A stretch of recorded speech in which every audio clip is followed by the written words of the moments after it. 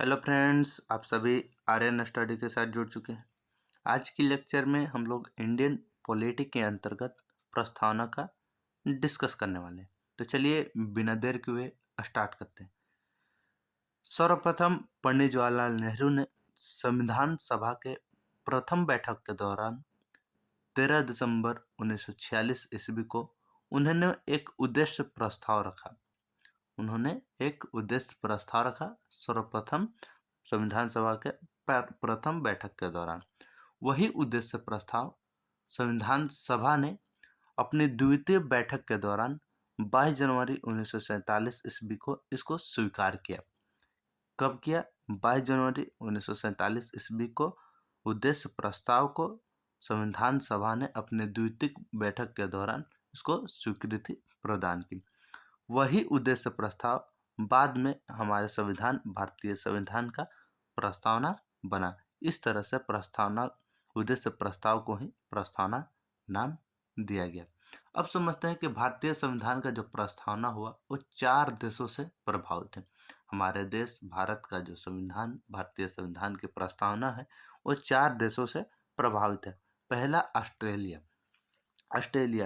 भारतीय संविधान का प्रस्तावना ऑस्ट्रेलिया की भाषा से, जो भारतीय संविधान की प्रस्तावना है उसका भाषा ऑस्ट्रेलिया से प्रभावित है।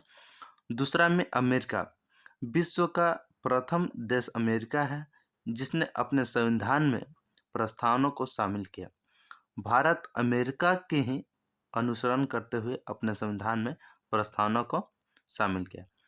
अमेरिका विश्व के एक ऐसा प्रथम देश है जिन्होंने सर्वप्रथम अपने संविधान में प्रस्तावना को शामिल किया और उसी को अनुसरण करते हुए हमारे देश भारत ने भी अपने संविधान में प्रस्तावना को शामिल किया। तीसरा फ्रांस से जो प्रस्तावना में स्वतंत्रता, समानता और बंधुत्व सबको जोड़ा गया वो फ्रांसीसी क्रांति से जोड़ा गया। फ्रांसीसी क्रांति करीबन 1789 से 1799 ईस्वी के बीच चली थी। उसी के दौरान स्वतंत्रता, समानता और बंधुत्व शब्द का नारा दिया गया था।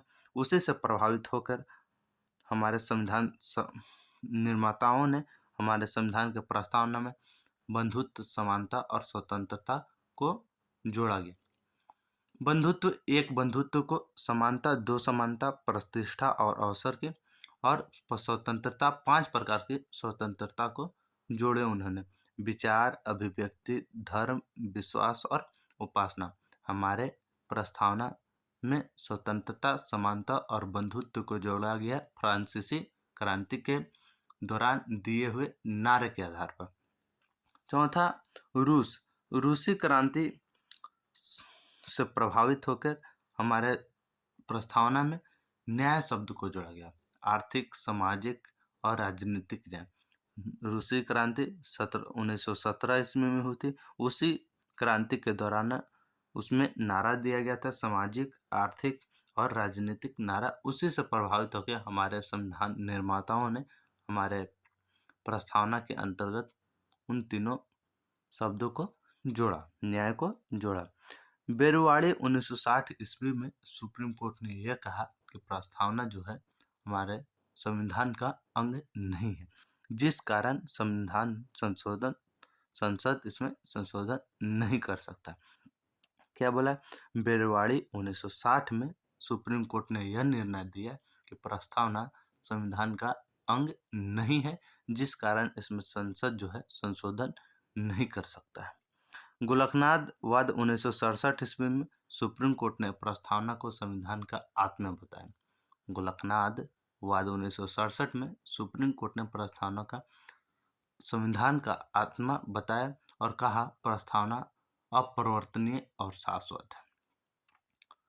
किसने बताया? Supreme court. कब? 1967 ईस्वी में बताया कि संविधान का आत्मा है कौन? प्रस्तावना, और यह शाश्वत है, अपरिवर्तनीय है।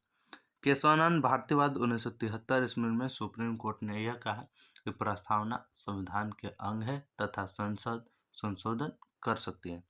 केशवानंद भारतीवाद 1973 ईस्वी में सुप्रीम कोर्ट ने यह निर्णय दिया कि जो प्रस्तावना है वो संविधान का अंग है तथा संशोधन इसमें कर सकते हैं, संसद इसमें संशोधन कर सकते हैं। आज के लेक्चर में इतना ही। अगले लेक्चर के लिए धन्यवाद। Tata, bye bye.